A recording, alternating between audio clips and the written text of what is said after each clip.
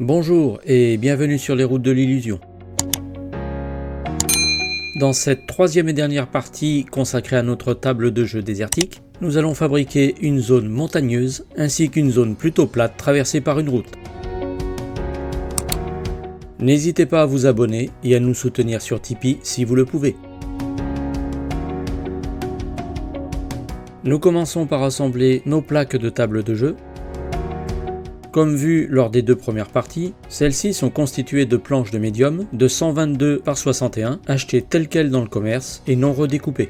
Ceci afin d'assurer l'ajustement entre elles le plus précis possible.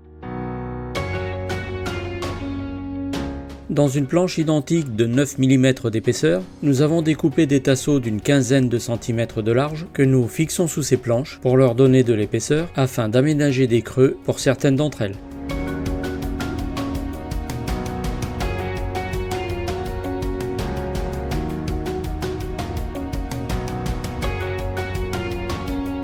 Afin d'assembler notre zone montagneuse, nous commençons par découper la forme générale de notre montagne dans une plaque d'isolation en polystyrène extrudé.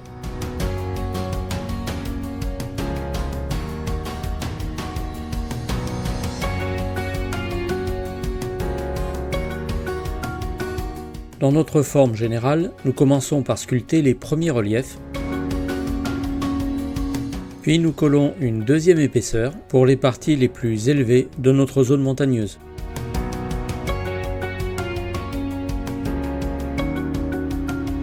Nous consolidons la fixation à l'aide de pics à brochettes. Ceux-ci sont plantés en biais dans des orientations différentes. Puis nous continuons la sculpture de notre montagne.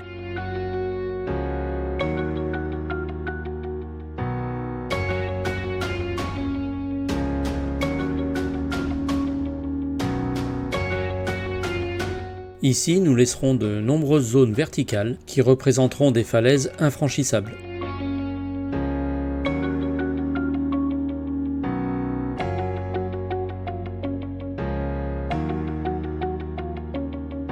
La forme générale étant sculptée, nous collons la montagne sur notre plaque. Comme toujours, nous strions le bois pour plus d'adhérence.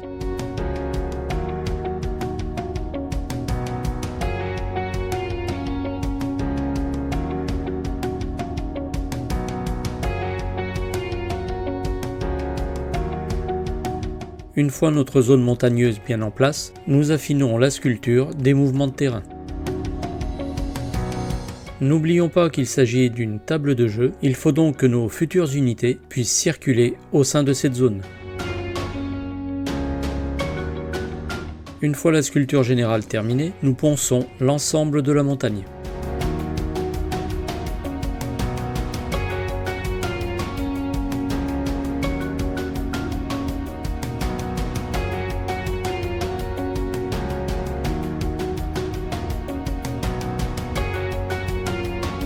Voici le moment de commencer la sculpture de nos falaises rocheuses. Comme souvent lors d'une première étape, nous sculptons une forme générale.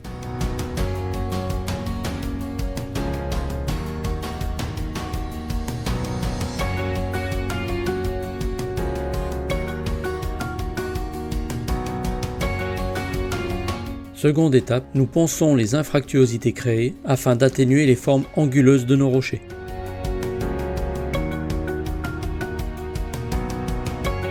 Lors de cette troisième étape, nous strions nos falaises à l'aide d'un cutter, ce qui permettra de leur donner cet aspect craquelé et déchiqueté qu'on retrouve souvent dans les zones rocheuses désertiques.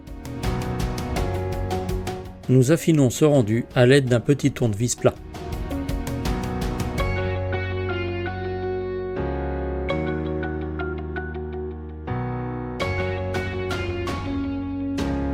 La sculpture de nos falaises rocheuses est terminée. Maintenant, à l'aide d'enduits de rebouchage ou de plâtre, nous atténuons la jonction entre notre zone montagneuse et la planche. Nous atténuons également les défauts engendrés lors de la sculpture de notre plaque de polystyrène extrudé.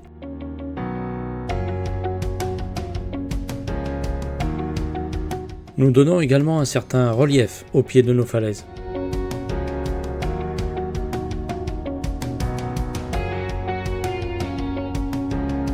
Une fois l'enduit bien sec, nous passons au ponçage.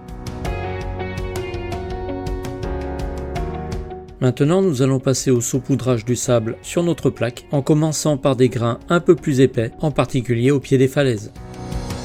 Puis nous collons du sable fin sur le reste de la plaque. Seules les parois rocheuses restent à nu.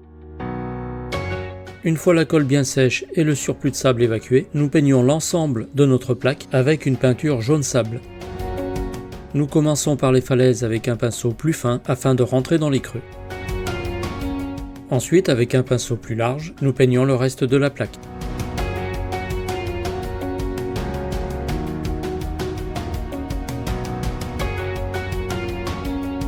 Une fois la peinture sèche, nous effectuons un brossage au blanc sur l'ensemble, y compris sur les parois rocheuses.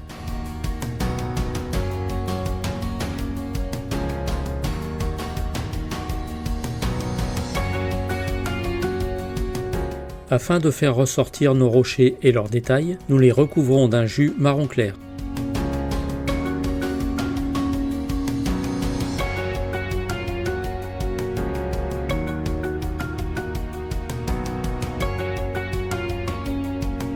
Par un léger brossage, nous simulons des zones avec une faible végétation.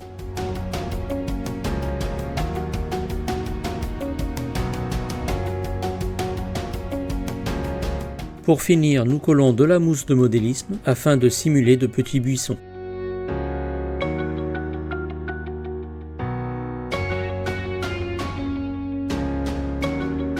Ici, nous simulons quelques touffes de hautes herbes, généralement au pied des falaises.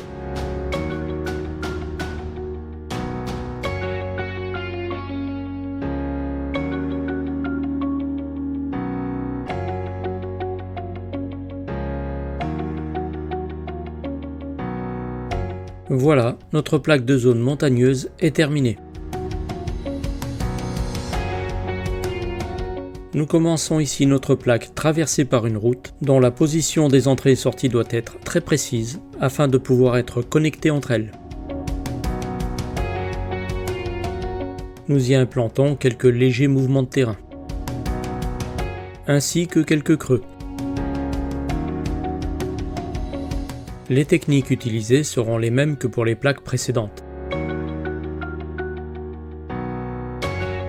Ici, le collage du sable fin.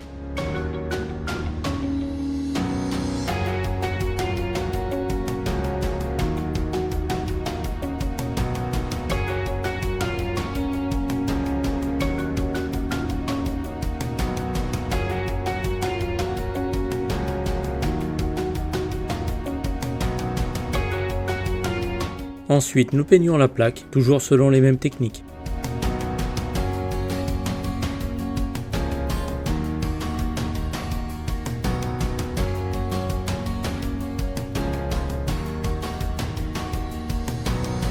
Un léger brossage vert afin de simuler un peu de végétation.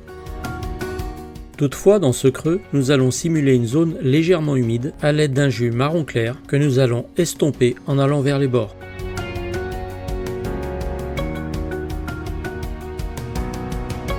Enfin, nous collons un peu de végétation comme ces buissons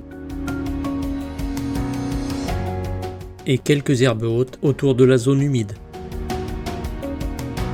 Zone humide au fond de laquelle nous avons mis une pointe de vernis brillant.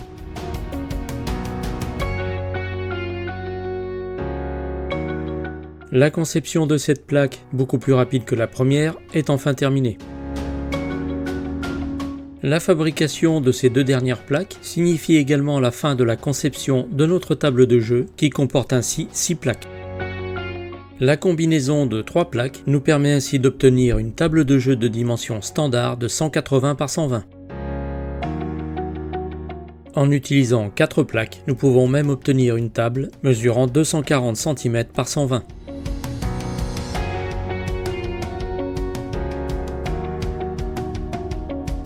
Avec 6 plaques à notre disposition, nous pouvons en combiner 4 d'entre elles de différentes manières, horizontales ou verticales, afin d'obtenir de nombreuses variantes d'une grande table de jeu.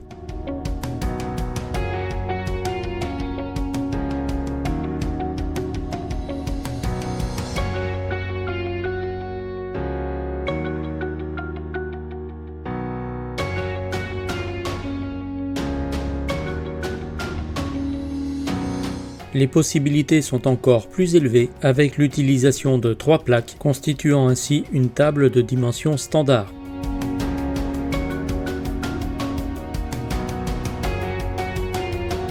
Plusieurs périodes peuvent être jouées sur cette table de jeu, allant principalement de la Seconde Guerre mondiale aux opérations extérieures de l'époque de la guerre froide ou plus récentes.